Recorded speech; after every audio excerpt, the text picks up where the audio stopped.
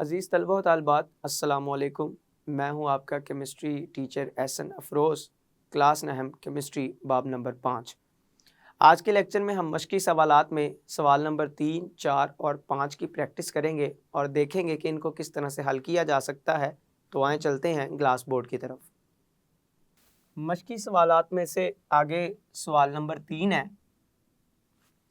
एक गैस का pressure 912 millimetre mercury और वॉल्यूम 450 क्यूबिक सेंटीमीटर है। हमें एक गैस का इब्तदाई प्रेशर बता दिया गया और इब्तदाई वॉल्यूम बता दिया गया। कहता है अगर 0.4 ATM प्रेशर पर इसका वॉल्यूम क्या होगा। मतलब अगर प्रेशर कितना कर दिया जाए 0.4 ATM, मतलब प्रेशर को 912 मिलीमीटर मरकरी से 0.4 ATM तक कर दिया जाए तो फिर हमने इसका बताना है कि वॉल्यूम कितना होगा, इतने प्रेशर पर गैस के वॉल्यूम में क्या तब्दीली आएगी। तो न्यूमेरिकल हल करने का सबसे पहला तरीका क्या होता है, हम सबसे पहले नंबर पर दी गई स्टेटमेंट के मुताबिक क्या लिखते हैं, डाटा। तो यहाँ भी हम वैसे ही करेंगे, दी गई स्टेटमेंट के मुताबिक सबसे पहले क्या लिखेंगे, डाटा। स्टेटमेंट के मुताबिक हमारे पास जो प्रेशर है, इब्तदाई प्रेशर जिसको मैं कहता हूँ P1, वो P1 कितना बताया गया है, 912 मिलीमीटर मरकरी। मैं अपनी आसानी के लिए इस प्रेशर को ATM के अंदर ही तब्दील कर लेता हूँ क्योंकि उसने नया वॉल्यूम ATM प्रेशर के ऊपर पूछा हुआ है, तो लिहाजा मैं इसको भी ATM में ही तब्दील कर लेता हूँ। ATM में तब्दील करने के लिए मिलीमीटर हाइड्रोजीनियम से ATM में तब्दीली के लिए मैं जानता हूँ मैं इस पूरे नंबर को तकसीम कर दूंगा किसके ऊपर, 760 के ऊपर, और इस तरह से मेरे पास जो जवाब आएगा वो किस में प्रेशर निकल कर आएगा, ATM के अंदर 1.2 ATM। तो प्रेशर है 1.2 ATM। इस प्रेशर जिसको मैं P1 कहता हूँ और इस प्रेशर के ऊपर जो वॉल्यूम है स्टेटमेंट के मुताबिक वो कितना है, 450 क्यूबिक सेंटीमीटर। कहता नया प्रेशर P2 ये कितना होगा, 0.4 ATM प्रेशर के ऊपर हमने बताना है नया वॉल्यूम क्या होगा, आखिरी वॉल्यूम क्या होगा। तो इसको मैं अलहदा से लिखूंगा कि हमने क्या मालूम करना है, हमने बताना है नया वॉल्यूम क्या होगा, मतलब V2 किसके बराबर होगा ये मालूम करना है। हम जानते हैं कि प्रेशर और वॉल्यूम के इस ताल्लुक़ को हम बॉयल के कानून की मदद से समझ सकते हैं और बॉयल के कानून के मुताबिक हमने पढ़ा हुआ है कि P1 V1 ये बराबर होता है P2 V2 के, और यहाँ से हम चूँकि V2 को मालूम करना चाहते हैं तो मालूम जिस चीज़ को हमने करना होगा उस चीज़ को फार्मूले के एक तरफ लिखेंगे, बाकी सारी चीज़ें फार्मूले के मतलब बराबर के एक तरफ और बाकी सारी चीज़ें बराबर के दूसरी जानिब। मैं यहाँ से V2 को अगर मालूम करना चाहता हूँ किस फार्मूले के तहत, P1 V1 बराबर है P2 V2 के हासिल ज़रब के, तो मैं यहाँ से अगर V2 को मालूम करना चाहता हूँ तो P2 उठाकर इस तरफ ले आऊँगा और यहाँ यही P2 P1 V1 के हासिल ज़रब के साथ तकसीम होना शुरू हो जाएगा। मैं यहाँ पे वैल्यू लिखता हूँ सारी और फिर इसका जवाब देखते हैं क्या निकलता है। P1 हमारे पास ATM के अंदर अगर लिखा जाए तो 1.2 ATM है, जबकि अगर हम V1 की बात करें तो वो 450 क्यूबिक सेंटीमीटर है, और जबकि हम P2 की बात करें तो वो 0.4 ATM दिया गया। ये सारी वैल्यू मैं इधर लिखता हूँ और जो मेरा वॉल्यूम निकलेगा वो क्यूबिक सेंटीमीटर के अंदर आएगा और 1.2 को 450 से ज़रब देंगे, जो जवाब आएगा उस जवाब को 0.4 पर तकसीम करेंगे तो फिर हमारे पास जवाब क्या आएगा, वो वॉल्यूम का जवाब होगा 1350 क्यूबिक सेंटीमीटर। ये मेरे पास नया वॉल्यूम निकल आएगा। आप देख सकते हैं कि वॉल्यूम प्रेशर को कम करने से वॉल्यूम के अंदर इजाफा हो रहा है। पहले वॉल्यूम था 450, अब नया वॉल्यूम 1350 है, तो प्रेशर को हम जितना कम कर रहे हैं वॉल्यूम उतना ही बढ़कर हमारे सामने आएगा। ये बॉयल के कानून की मदद से हम मालूम कर सकते हैं। इसके बाद आगे सवाल नंबर 4 है मशकी सवालात का कि एक गैस जिसका प्रेशर कितना है, 1 atm प्रेशर है 1 एटमॉस्फेरिक, और वॉल्यूम कितना है 800 क्यूबिक सेंटीमीटर वॉल्यूम है। इब्तदाई प्रेशर भी बता दिया है जिसको P1 बोलेंगे, इब्तदाई वॉल्यूम भी बता दिया है जिसको V1 बोलेंगे। कहता है कि अगर हम इसका वॉल्यूम 800 से बढ़ाकर 1200 क्यूबिक सेंटीमीटर तक करते, मतलब इस गैस को अगर फैलने दिया जाए, फैलने से मुराद वॉल्यूम बढ़ा दिया जाए, तो बताएं कि जो नया प्रेशर है मिलीमीटर मरकरी के अंदर वो कितना होगा।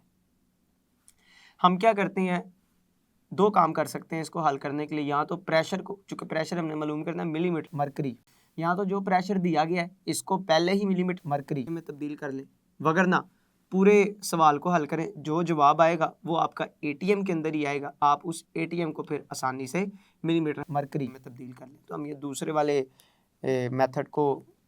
मेथड की मदद से हम इसको हल करते हैं, जिसमें हम एटीएम की मदद से पहले जवाब निकाल लेंगे, फिर उस एटीएम को मिलीमीटर मरकरी में तब्दील कर देंगे। सवाल हल करने के लिए हम सबसे पहले क्या लिखते हैं, दी गई स्टेटमेंट के मुताबिक डाटा के अंदर असल में हमने बताना होता है कि कौन कौन सी वैल्यू हमें बता दी गई हैं सवाल के अंदर ही। तो हमें इब्तदाई प्रेशर बता दिया गया जो कि कितना है 1 atm, और उसको P1 से जाहिर करेंगे 1 atm, जबकि वॉल्यूम जो इब्तदाई वॉल्यूम बताया गया है जिसको V1 लिखते हैं वो 800 क्यूबिक सेंटीमीटर बता दिया गया है, जबकि जो नया वॉल्यूम है मतलब आखिरी वॉल्यूम V2 से जिसको जाहिर कर रहे हैं वो 1200 क्यूबिक सेंटीमीटर है। तो इस आखिरी वॉल्यूम के ऊपर हमने बताना है कि नया प्रेशर उसकी वैल्यू क्या होगी। तो इधर हम देखते हैं कि हमने मालूम क्या करना है, हमने नए प्रेशर की वैल्यू को मालूम करना है, यानी कि P2 की वैल्यू को मालूम करना है। और ये जो P2 हमने मालूम करना है ये कौन से यूनिट में करना है, ये मिलीमीटर मरकरी के अंदर हमने मालूम करना है। इसको मालूम करने के लिए फार्मूला कौन सा लगाएंगे, आप देख सकते हैं बिल्कुल सवाल नंबर 3 की तरह इसमें भी प्रेशर और वॉल्यूम के ताल्लुक को ही जाहिर किया जा रहा है, और टेम्परेचर की कोई बात नहीं की जा रही। इसका मतलब टेम्परेचर कांस्टेंट है, और कांस्टेंट टेम्परेचर के ऊपर जब प्रेशर वॉल्यूम का ताल्लुक पढ़ते हैं तो ये बॉयल का कानून हमें मदद करता है। और बॉयल के कानून के मुताबिक हम जानते हैं कि फार्मूला क्या बनता है, P1 V1 P और प्रेशर, इब्तदाई प्रेशर और वॉल्यूम का हासिल ज़रब बराबर होता है आखिरी प्रेशर और वॉल्यूम के हासिल ज़रब के। यहाँ से हम मालूम करना चाहते हैं P2 को मालूम करने के लिए मैं इसी फार्मूले को थोड़ी सी तरतीब दूंगा, और तरतीब देकर जिसको मैंने मालूम करना है उसको एक जानिब रहने देंगे, बाकी सारी चीज़ें उठाकर दूसरी जानिब ले जाएंगे। तो मैं लिखूंगा यहाँ से, मैंने चूँकि P2 को मालूम करना है तो फार्मूला था मेरे पास P1 V1 बराबर है P2 V2। यहाँ से चूँकि P2 को मालूम करना है तो P2 को इसी तरफ रहने दें, V2 को दूसरी तरफ ले जाए, तो P1 V1 के साथ जाकर ये V2 तकसीम होना शुरू हो जाएगा। अब आप इस फार्मूले के अंदर सारी वैल्यू लिखें और P2 का जवाब निकाल लें। P1 की वैल्यू हमें बताई गई है कितनी है 1 atm, जबकि V1 की वैल्यू बताई गई है 800 क्यूबिक सेंटीमीटर, जबकि हमें V2 की वैल्यू बता दी गई है कितनी 1200 क्यूबिक सेंटीमीटर। इसको हल करेंगे तो हमारे पास ये प्रेशर निकलेगा, और ये प्रेशर का जवाब जो हमारे पास आएगा ये आएगा हमारे पास एटीएम के अंदर, क्योंकि यहाँ पर सवाल के अंदर हमने जो प्रेशर लिखा हुआ है वो एटीएम के अंदर प्रेशर लिखा हुआ है, तो यहाँ भी हमारे पास जो जवाब आएगा वो एटीएम के अंदर ही। इसको हम मज़ीद हल करते हैं तो मेरे पास ये आएगा 2/3 एटीएम, ये मेरे पास नया प्रेशर आ जाएगा।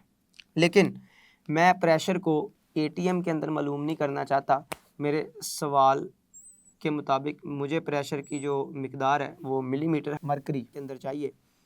तो हम जानते हैं कि एटीएम से मिलीमीटर मरकरी में जाने के लिए, मतलब एक एटीएम एक बड़ा यूनिट है, मिलीमीटर मरकरी एक छोटा यूनिट है, तो बड़े यूनिट से छोटे यूनिट में जाने के लिए हम क्या करते हैं, हासिल ज़रब करते हैं। तो पहले मुझे पता होना चाहिए कि एक एटीएम कितने मिलीमीटर मरकरी के बराबर है। तो हम जानते हैं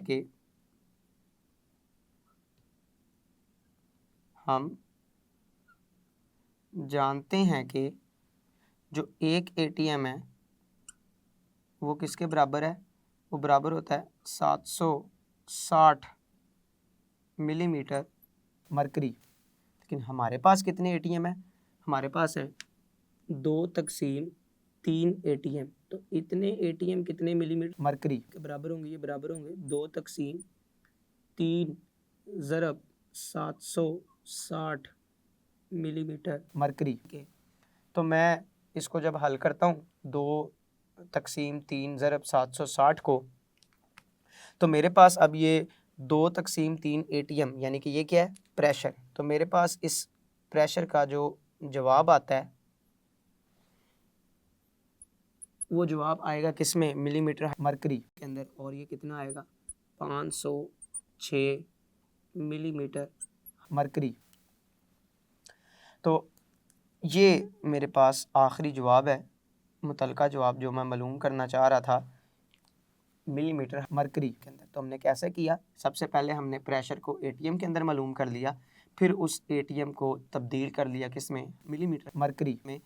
एटीएम की मिकदार को मिलीमीटर मरकरी में तब्दील करने के लिए उसको हमने 760 से ज़रब दी, तो हमारे पास मिलीमीटर मरकरी के अंदर जवाब आ जाएगा। सवाल नंबर 5 है मशकी सवालात का। एक मखसूस मास की गैस का वॉल्यूम, हमारे पास एक गैस है जिसका एक ख़ास मास है, उसका वॉल्यूम कितना है? हमारे पास 87.5 क्यूबिक सेंटीमीटर। इसके वॉल्यूम को हम तब्दील कर रहे हैं यहाँ से 118 क्यूबिक सेंटीमीटर तक, मतलब वॉल्यूम के अंदर क्या कर रहे हैं? इजाफा कर रहे हैं। इस इजाफे से हमारे पास प्रेशर में कोई तब्दीली नहीं आई, प्रेशर कांस्टेंट रहेगा। आपने बताना है कि अगर इब्तदाई टेम्परेचर था 23 डिग्री सेल्सियस तो आखिरी टेम्परेचर क्या होगा? मतलब हमने वॉल्यूम को चेंज किया कांस्टेंट प्रेशर रखते हुए, और ये देखेंगे टेम्परेचर में क्या तब्दीली आई है। तो इस सवाल को हल करने के लिए सबसे पहले दी गई स्टेटमेंट के मुताबिक हम क्या लिखेंगे? डाटा कि क्या कुछ हमें बताया गया। डाटा में हमें बताया गया इब्तदाई वॉल्यूम, जिसको मैं V1 से ज़ाहिर करता हूँ, और ये कितना है? 87.5 क्यूबिक सेंटीमीटर, ये इब्तदाई वॉल्यूम।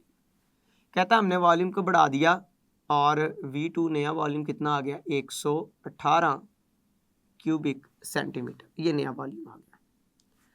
प्रेशर को क्या रखा गया? पूरे प्रोसेस के दौरान प्रेशर को कांस्टेंट रखा गया। अगर प्रेशर को कांस्टेंट रखा जाए और इब्तदाई टेम्परेचर भी बता दिया कि कितना हो? 23 डिग्री सेल्सियस, तो आखिरी टेम्परेचर हमने बताना है।